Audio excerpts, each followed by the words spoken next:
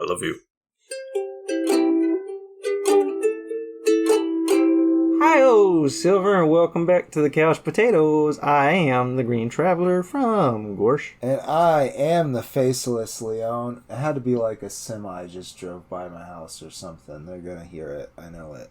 There's a UFO. There's a UFO. I also live near an airport. I was going to say unidentified freight lifter operating. You know, they're not UFOs anymore. I don't even remember what they are. Yeah, they're like UPAs or UAPs, unidentified aerial phenomenon. Yeah, I think it's UAPs. I think you're right. Yeah. And that's just a bullshit thing for the government to be like, we don't want to say that there's aliens. We don't want to say that it's a UFO anymore because that means aliens to you. But you don't drive a UFO because you have it identified. Like, that's kind of, that rules out the first letter of that. Yeah, they gave me. They taught me how to drive a car, how to be human. Oh, I see. And they told me that aerial objects were completely banned unless, they come out of an airport. Right. So it's like you need to buy that juicy ticket, and oh, by the way, you're not allowed to. You're on a list. Yeah. They won't let me fly. So this is a show about movies and TV called Green and Faceless on the Couch. And if you are a fan of the show, or if you're just hopping on, you could head on down to patreon.com/greenandfaceless and support the show. We're a little fledgling right now. We're behind the schedule. That's okay. We are, but that shouldn't stop your support. The schedule could be upkept more if this could be more reliable income.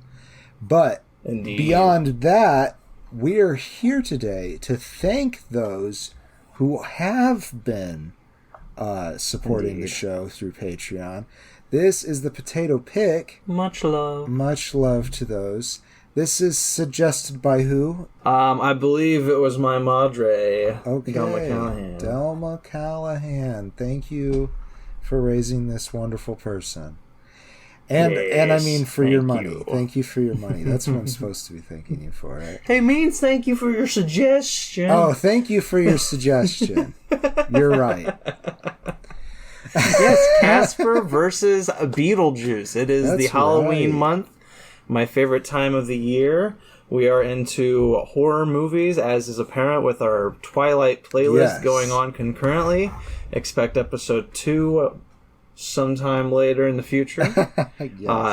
Having much fun with the horror movies, and we're continuing with some family-friendly horrors, kind of. Beetlejuice is arguable. I still think it's family-friendly, but as a kid, I was moderately disturbed by some of the effects. Oh, definitely. Yeah. Which is, that's what you want from a horror movie, but, I would the still question let is, my kids did it watch affect me mentally?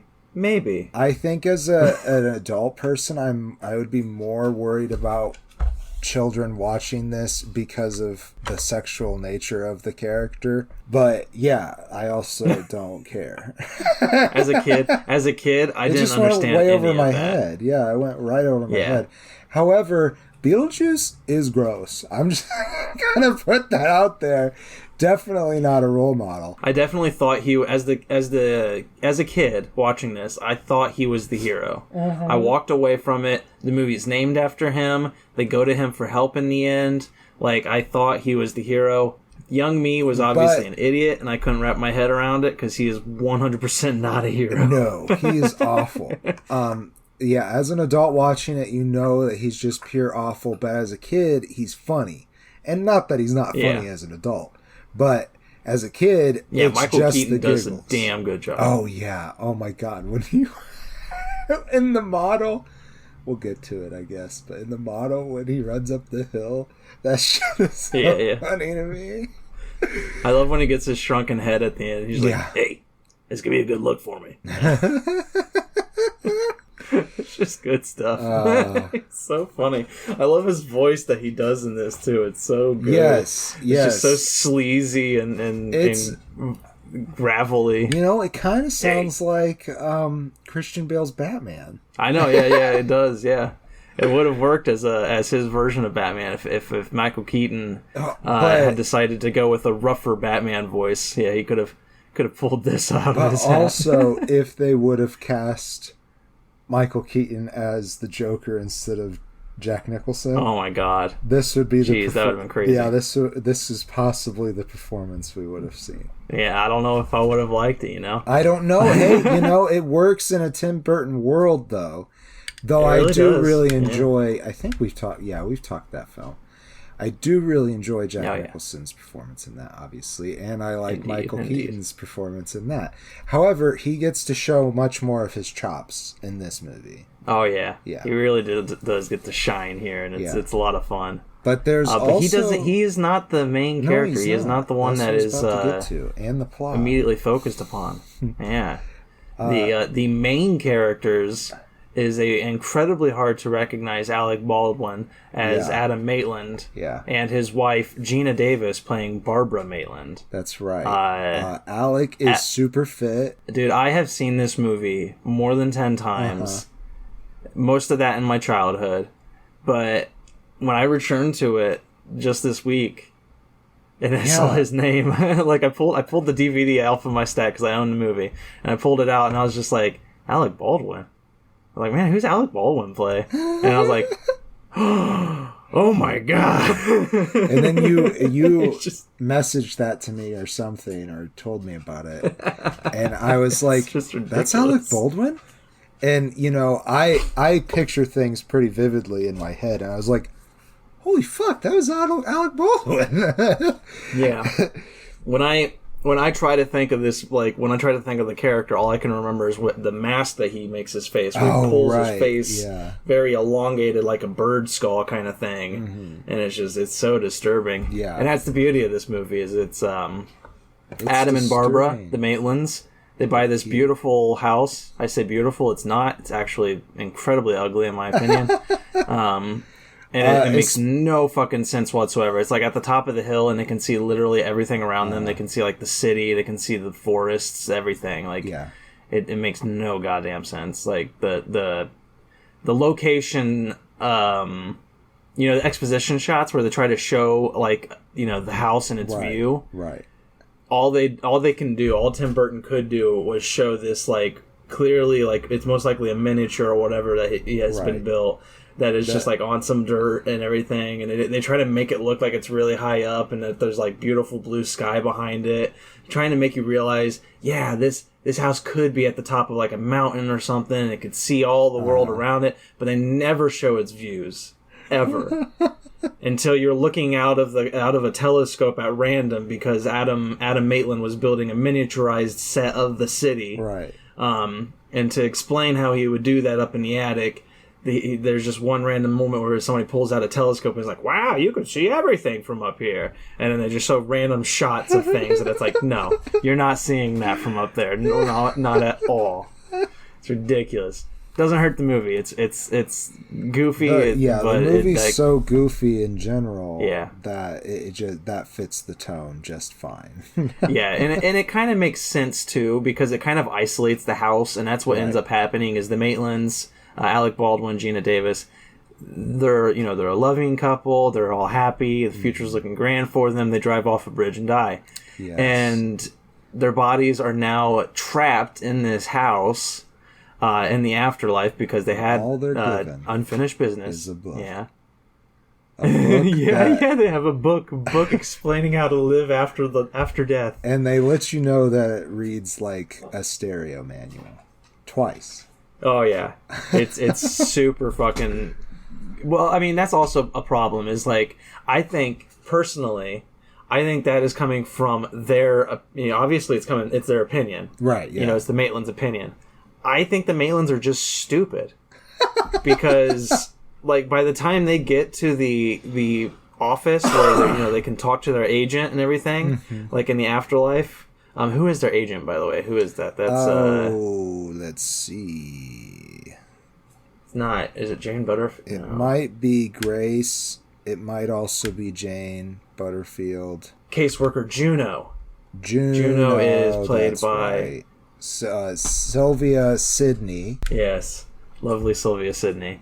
And she's telling them, it's just like when they get there, there's so many other people in the waiting room, right? And they've clearly died in horrific ways, and that's another of this movie's biggest errors, in my opinion, is all these people have died in horrific ways and still show it in the afterlife. The Maitlands who tragically drowned in their car while going down a river, have no issues whatsoever. They would be bloated, they would be purple, they would be something, but no, they look healthy as a fucking peach. My thought on this though is that a lot of those people, particularly the people who are the civil servants in the underworld, they have been doing it for quite some time.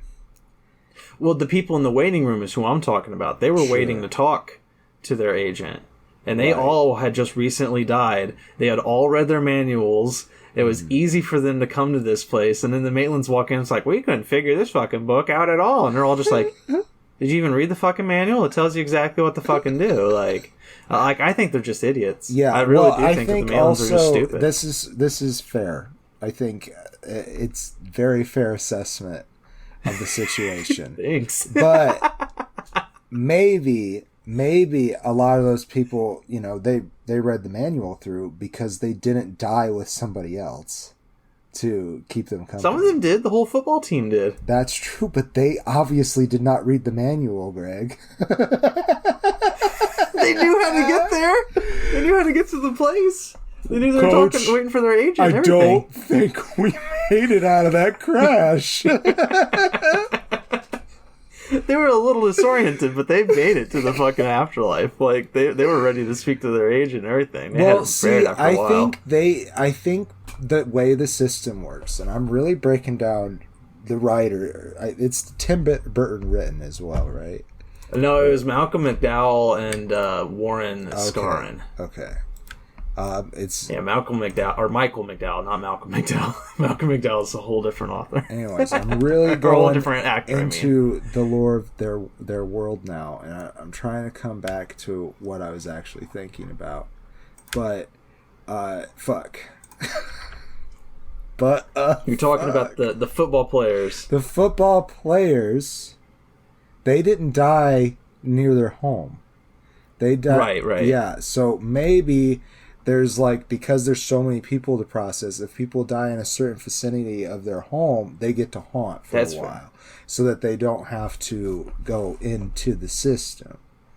And maybe that football, because they were on the road, they were immediately sent there. I see. Yeah. They had nowhere to haunt, so they just showed up. And being college students, they probably would have read the manual. Because we know college students probably not. They probably would have just tossed that shit on their to-do list. They would have just been like, that's going over there. I got partying to do now, man. Oh, shit. Nah, the one I felt the most bad for was one who clearly, they were smoking a cigarette in bed and, burn their house down. Yeah, and they're still it's just smoking. They're just... Yeah, they're still smoking, yeah. Both literally and...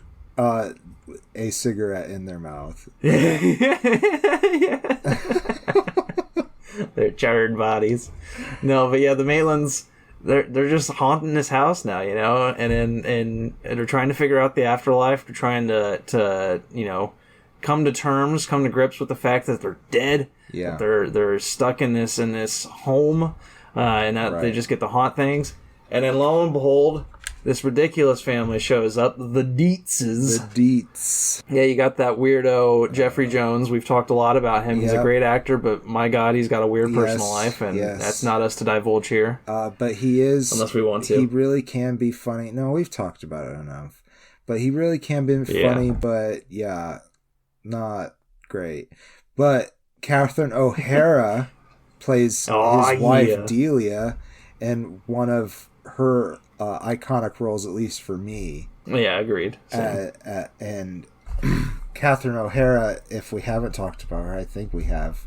Oh, we have. We did. I just want to say, we did do Home Alone. She's amazing. She's just great, brilliant every single time. I know that she is really famous and popular, but I still think that she's underrated. I can agree with that. Yeah. I mean, here she is definitely a easily dislikable character for definitely. the beginning. Delia is awful. Yeah. You do kind of warm up to her a bit at the end, towards the end. Like she definitely tries to work herself around, and I mean, it's really not for it's all selfish out of selfish reasoning, but still, that's 100%. But like me and Charles' daughter Lydia, I don't understand why Charles and Delia are together. I just don't fucking get it. No, it's weird. It's one of those relationships where it's just like, why are you guys together? Like, it's just like there's a lot of relationships that are like that too. Right. Where it's just like, what happened that brought you two together? Because it doesn't match up. Like, because he is like so simple-minded. Like he just enjoys the little things. He relaxes. He has his business. Mm-hmm. He's got his family. And then he just likes to twiddle his thumbs, kind of. Yep. So there is obviously a story as to why they've moved out to the country. Like, it really doesn't suit Delia at all, who's, like you said, an artist. But he also was a bigwig, like, financial guy, and then he had a huge anxiety breakdown. And so so his doctor said, listen, you got to move out to somewhere that's relaxing and get out of the city. And so that's what he's done. And, forced his like socialite wife to go along with. And his gothic daughter. And his very goth Winona Ryder as his daughter. As a kid. Oh, this is probably the youngest I have seen her. It's your favorite role of hers? That's saying a lot. Honestly, now it's probably strange. Honestly, now it's Stranger Things. Stranger Things is pretty fucking good. Yeah. But I don't know. I mean, there's just so many roles that she's in. Like, right. She's another very talented person, but she's always Winona Ryder. That's very true. Yeah, I don't know. When I think Winona, I just think the ending of this movie when she's dancing, when they're floating her up in the air and she's dancing. That's like one of my like iconic Winona moments where I'm just like, that's Winona Ryder. Like I think of her name and I just think of her dancing in the air. Yeah. To the what's that song that they're playing? It's the banana song, right? It's not the banana song. It's a different song. We got the power of the internet. Got the power of the internet. Jump in the line. Shake, shake, shake, Shonora. That's it. Yeah. They were both very much stuck in my head the next day. And and then you beat it out. Like, it was weird. Well, yeah, that's true. But I was in the air focusing lights for this show, right? And the assistant technical director... Hovering? Like ghosts were flying you. That's right, exactly. That's how theater works. And the ATD comes out and starts singing Shakes Shonora or whatever. I didn't look at the title. And I was just like, I know that's not the song that's in the movie, but I just watched Beetlejuice last night. And, like, everybody in the theater is like, dude, that is in Beetlejuice. And I was like, well, that would be why.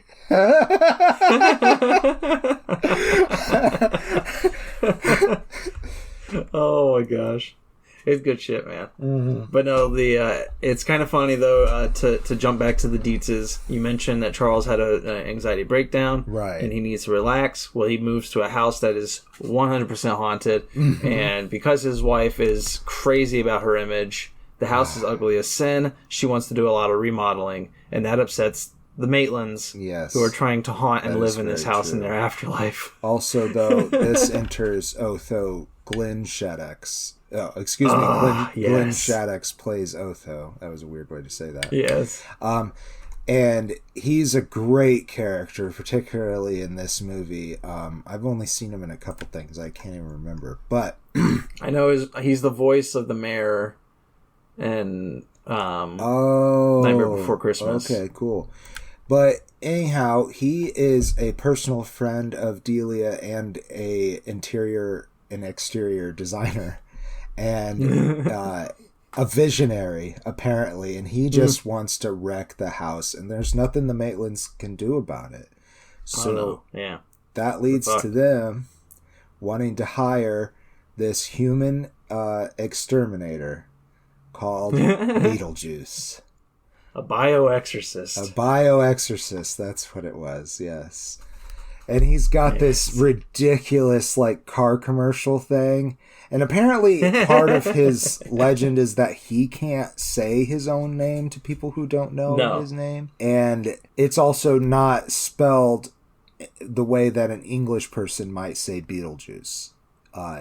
It's spelled Betelgeuse. So, you know, they say it wrong until they get it right. It's spelled like the star, I believe. Yes, right? It is. Yeah. But I don't know what language Beetlejuice comes from.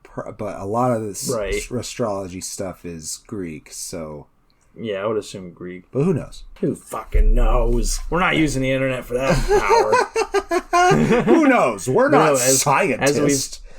But as we've mentioned already, Beetlejuice is a disgusting, pervertic monster. Yes. He can create these beautiful horrors and haunts that are iconic Tim Burton, claymation and miniatures and puppets and stuff. It's really good.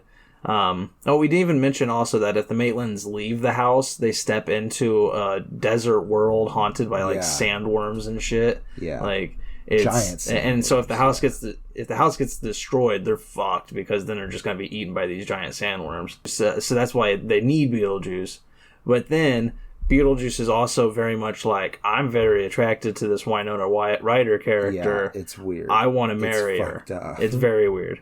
Yeah, it's disturbing, and it disturbs the Maitlands, who have grown to like her. They love Lydia because she can see them, she understands and respects them, and she wants to help her parents understand and respect them as well, even though her parents want to utilize their ability to haunt the house for monetary gain. That's right. After the Maitlands fail to scare them away because they're too wholesome. It's such a good haunt, though. Yeah, that whole dinner scene is so good. It's the best scene in the movie. Like, there's a lot of really good scenes, but that is the most iconic scene. Yeah. And the best use of the Stack Banana song I've ever seen. Oh, yeah. It's perfect. Absolutely perfect.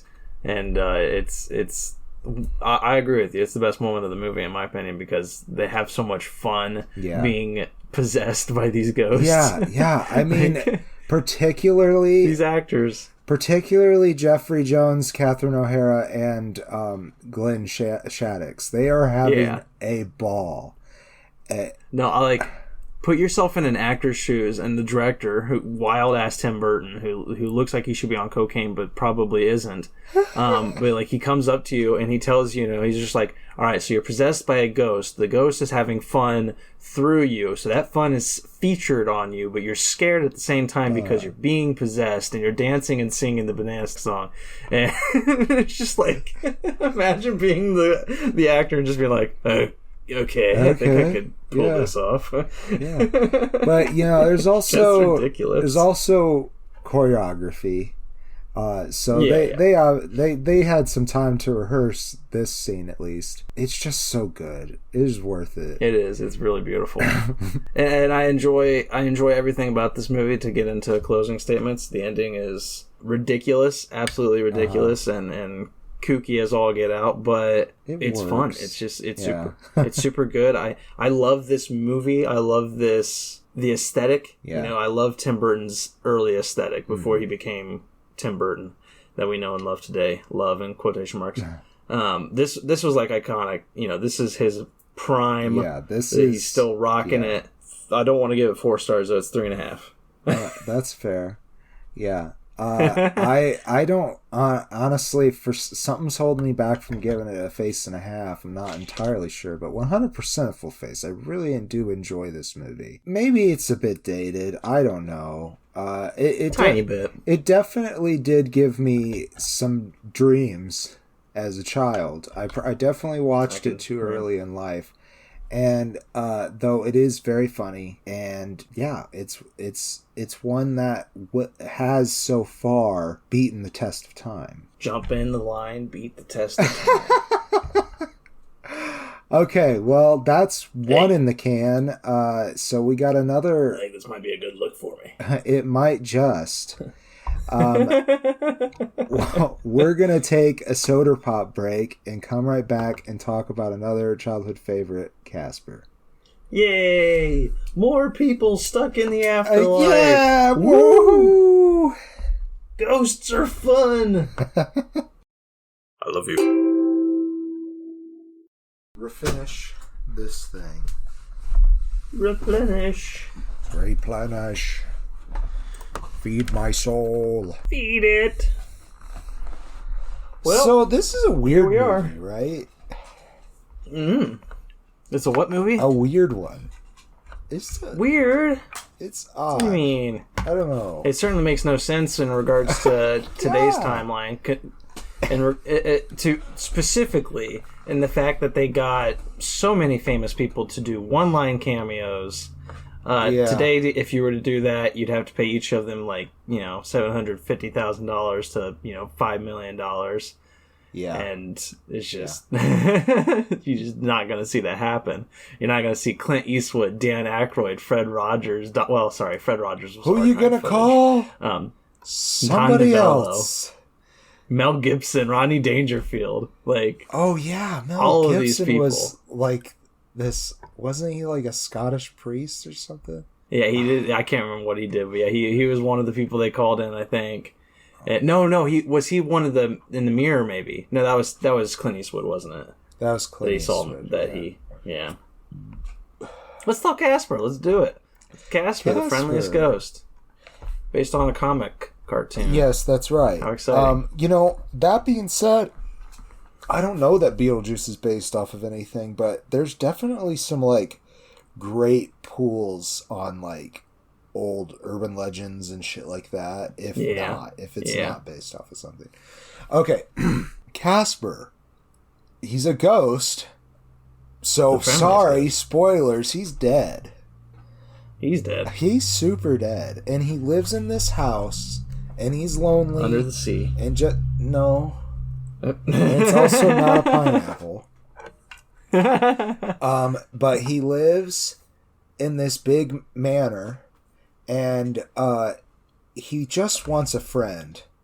And the manor is actually in Friendship, Maine. And how nice. He just wants a friend, so anytime that kids come in on a dare because the house is haunted, supposedly. And he'd be like, oh yeah, you guys want to be my friends, but we gotta be quiet. Why is that? Because he's got 3 foul spirits living with him named... He calls them his uncles. They must be his uncles, I guess. But they are played by... the characters' names are Stretch, Fatso, and Stinky. Yes. So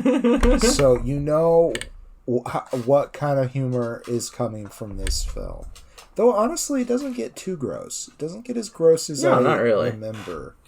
But I believe shock humor just got worse and worse as it went along. So yeah, the worst this gets is some burps and fart jokes and then slop falling on the ground. Right. There is some sort of brown liquid that gets sprayed on yeah. Bill Pullman, right? Yeah, that's right. Yeah. As Dr. Beautiful James Bill Pullman. Harvey. Yeah. What a man. I don't know what I know. Independence Day. That's right. He's the president. He's the president of Independence Day. Oh, right. Spaceballs. We will reclaim. He's Independence Day. Fuck from Spaceballs. That's right. He's also Spaceballs. Oh my god, I would love to do a Mel Brooks. We should. I think I have so the whole fun. collection on DVD. Oh, hell yeah. Hell yeah. That might get us into some trouble, but we'll do it. Why not? Oh yeah, I'm sure it will. Yeah. But Joe Napote, he voices Stretch. Brad Garrett, never knew it was Brad Garrett. He voices Fatso. And Joe Alasky voices Stinky. Man, that is strange. I never knew it was Brad Garrett, but you can't understand a single word Fatso says anyways. So I really am sorry to Brad Garrett because the voice is funny, but I don't know what he's saying. I really don't. Oh, well, that's fair. Oh, okay. Yeah, that's fair. I had subtitles on, so I was probably only hearing it or understanding it just because I was reading it at the same time. Right. Yeah, he definitely is hard to understand. Yeah. I love Brad Garrett too, but I was like, man, I don't know who's doing this voice, but it's not clear enough for me to understand. No. And Stretch, fat Joe Napote, he's got such a nasally voice. Like, yeah, that's all I can remember. The uncle is, "Ow, yeah." I mean, oh my goodness, yeah, it's awful. And then also Stinky is very much in the same vein, and that's played by Joe Alaskey.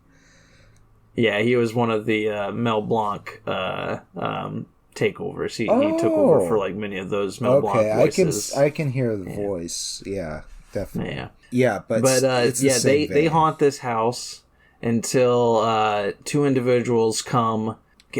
Catherine Kerrigan, she just goes by Kerrigan, Crittenden, played by Kathy Moriarty. Does she inherit it? I can't remember how she comes by the house. She inherits the house from her father, who has passed away, and she's acting so bereaved at the reading. And then as soon as he's like, "We have left you this house," and she's like, "That's it?" She's got like this really gravelly voice too. And I love her voice too. Like it's I don't know, there's something when I was watching this movie, everything was coming back to me because I hadn't watched this since I was very young, like maybe 4 or 5. Like, I know I watched it a lot as a kid, but I have not watched it since.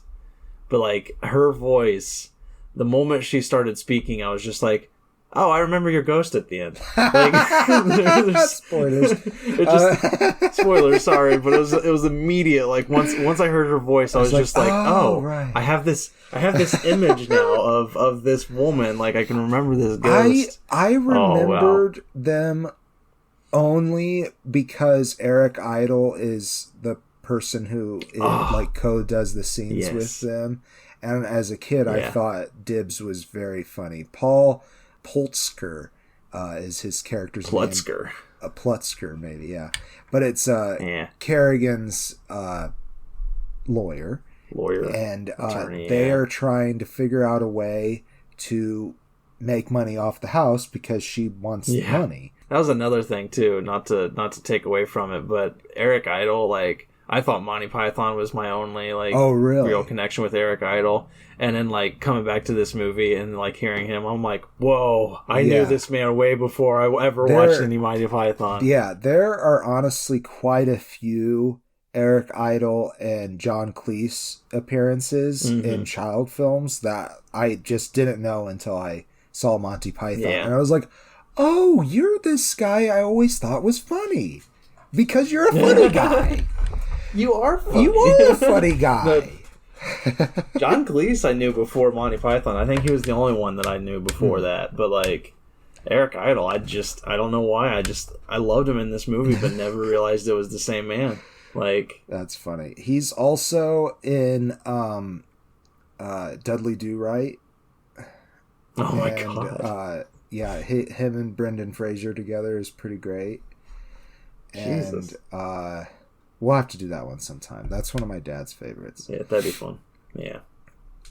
Okay. But yeah, the Kathy and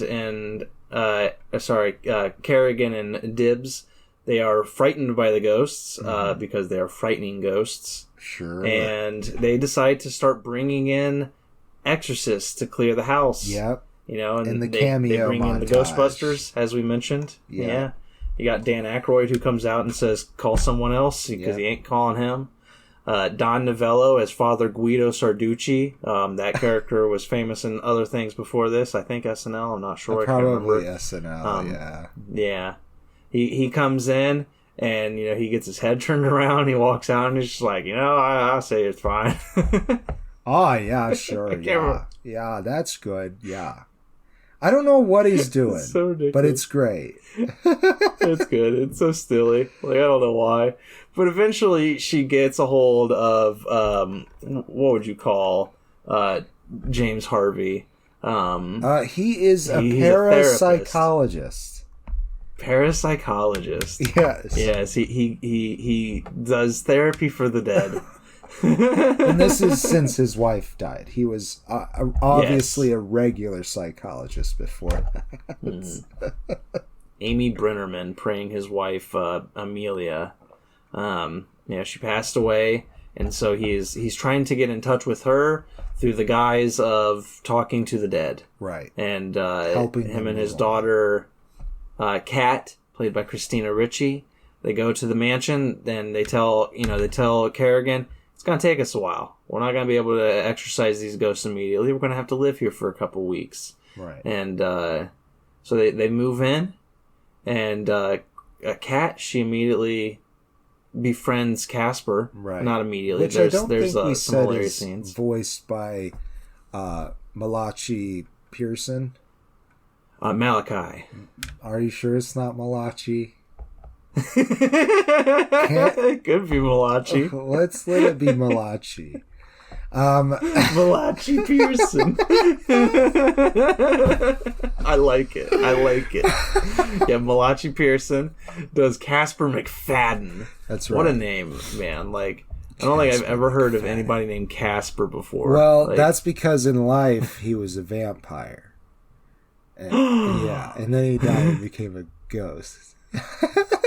Oh, they had to give... Yeah, that was another thing, this movie. I didn't realize that this is my only exposure to Casper. I've never read the comics, didn't watch the show or anything. Like, this is it. It's just this movie. I didn't realize that he didn't have a tragic backstory, and this movie created a tragic backstory for this character. Oh. Why would you do that? That's crazy for a children's movie. Like, yeah, that oh is my kind God. of wild. Like it... Well, The whole though, at point the is same time, I guess I could have guessed that there was a backstory because it's just a comic strip. Yeah, and it's a happy-go-lucky comic strip, about a friendly ghost and everything. With like, it makes sense that there wouldn't be. Wendy occasionally. Yeah. But, like, it's just crazy, man. Like, these kids are coming in, and this movie is just like, hey, if you don't listen to your parents, you'll fucking die. Yeah. And it's just like, okay. Fuck. Because the tragic backstory is Casper was out playing hockey or whatever, and his mom was just like, it was in the snow, it was really cold. Right. It was his mom's like, come inside. It was a Rosebud situation. Yeah, Rosebud. Yeah. Rosebud. No, yeah, he's sledding, but he doesn't listen to his mom. He doesn't come inside. He waits and a couple more minutes, a few more hours, whatever. He gets pneumonia. Dies, and now he's haunting a house with 3 disgusting uncles who are, they abuse him and they don't let him join in their reindeer games, and it's ridiculous, man. He's not living a good afterlife. But Kat and Dr. James Harvey, they're just like, after they understand, because there's a moment of fear with Casper, right? Because he's a translucent ghost, which I gotta say, the effects actually hold up. They're not bad. They're not bad, but they're not as good as Beetlejuice's. No, not as good as Beetlejuice, but like when she uses Casper as a pillow and everything, that looks pretty good. When Casper's like, when he's floating there and he's like transparent but still there, this that is looks good. 1995 for reference. And good stuff, good shit. Like I think the ghosts actually look good. Like they're not that dated at all. I mean, obviously with the cameos, this is a high dollar film, so they actually. I don't think they got paid that much for cameos back then. You just wouldn't see that today. Yeah, it's crazy. it really seemed like, and that's another thing is this is a directing debut. This is Brad Silberling's first movie. So the fact that he was able to get all of these like weird cameos, it's like you either knew people or you knew somebody who knew people. I feel like though $55 million, which is what its budget was still quite a lot in '95. Like it wasn't absurd, but anyhow, it's crazy. We digress. A lot of that had to go into the computer effects, I would assume back then. Eventually, Dibs and Kerrigan, they get sick of waiting for, Dr. Harvey, so they cook up new plots and bad things happen. Yeah. And people die. Yeah. And there's a dance at their house. Yeah. Oh yeah. They do randomly just decide to throw a ball, kind of thing. It's the prom, right? It's high school prom. Or something. It's a Halloween dance. They're supposed to be. It's Christina Ricci's, and I don't think they're in high thing. school. I think they're like in she's middle not. school. Yeah, sure. She's like 13. I don't know. 13. 13. I don't know school structures anymore. I do weirdly, probably because I grew up in a daycare, so knew a lot of kids at a lot of different ages at different periods in my life. So it's kind of structure stuck in my head. That's very fair. But no, you got that going on. You got Christina Ricci and trying to live her life, while at the same time Casper is trying to, there becomes a machine. There becomes a way to bring somebody back from the dead. Yeah. And Casper's kind of like, I can use that. Like, I can do this. This should be cool. I'm gonna be a real boy. And then I'll be a real boy. Can you make me into Devon Sawa? Devon Sawa? Yeah. Oh my goodness. He's a childhood sweetheart from the day that, he tried very hard to get this movie out of his. Oh, is that true? Kind of like Robert Patterson, and then like the Twilight and that kind of stuff. Once Vince Devon Sawa, he was just like, I need to get this image behind me. I got to start being a rugged man. Final Destination. Rah. Yeah. Oh God. Yeah. Jesus. But no, the uncles. Another side plot is the uncles really start digging Bill Pullman, Dr. Harvey. They kind of start being like, we kind of like this guy. How about we kill him and make him one of us? So they start having their own plots because they finally get another friend to join their crazy threesome. There's a lot going on in this movie. There's a lot to it. Yeah. And is there a lot to it? I don't know if that's true. No, not really. No, there's not really. It kind of is a rambling, mumbling family affair. Yeah. But that is one thing. It's very good for the family. I do think a family can enjoy this. It's definitely tater tot friendly. Let's bring that back. Yeah, it still holds up. The effects are decent. It's funny. The uncles, they're funny, but they're also gross. So I think that message comes through as opposed to the Beetlejuice, where he's gross, but at the same time he's super funny. So it's kind of like he does feel like a hero still to a kid. That is, and he's the title character, so that part is confusing, I think, for children. Yeah, if this movie was titled Stretch, Fatso, and Stinky, that'd be a whole different thing. It's like, why is this innocent Casper kid interrupting my goofs? Get back to the uncles. God. No, I don't know. I enjoy it. I think it's fun. It's not the greatest thing ever, and it's still funny. It's still a moment in time that is so. If you look up the Casper poster, they they made it with the date that it comes out. So it says Haunting Season opens May 26th. Way to date it, guys. That's an awful poster, but there you go. It was a moment in time. It's deserved its little spot. I will give it 3 stars. I think it's a decent little nostalgic trip. Yeah, I think it's all right. For a kid's movie, it still holds up, definitely. It does not have the same draw for me as the other film we talked about today. Yeah. But I still give it a full face. It's a competent film, and definitely anybody should be able to watch this and find some sort of enjoyment in it. And that's usually what people go to movies for, not to dissect them like we do. I don't dissect. You don't dissect? No. What do you do? I absorb. I enjoy. I don't nitpick. I don't. I see. I'm not a crazy critic. Well, you're here listening. I have happiness in my life. Dear Potatoes, you're listening because you enjoy that sort of thing, so we appreciate that. But I'm just saying, on average, most people, like I said, They want to go watch the movie and feel like they don't care about life, and this movie is good for that. Indeed. Yeah, I agree with that. Yeah, so the victor of our afterlife, or stuck in the afterlife genre smackdown is Beetlejuice. Beetlejuice, yeah, it's definitely Beetlejuice. I mean, it just is a better movie. It's still not like the best movie, but it's a fucking classic. No. It's definitely a classic, fun. And I hope that it still holds up in another 20 years. Yeah. It might be incredibly unpolitically correct by then. Yes, by then it probably will be. Yeah, it'll probably be canceled, and all copies of it will be deleted along with millions of other movies. There are 5 people with penises in this film, and that's against the law. Oh my goodness. Dude, if that becomes a rule, that'd be weird. All movies would just be gone. Okay, I think that is the show. The show is done. We did it. We did it. Thank you for joining us. As we've mentioned many times, check out that Patreon, patreon.com/greenandfaceless. We're so very grateful for our patrons. Thank you for making this episode possible. And thank you, listeners who don't pay us, for just being here, because we appreciate you all the same, except not the same. You're just a little bit less appreciated. No, listen.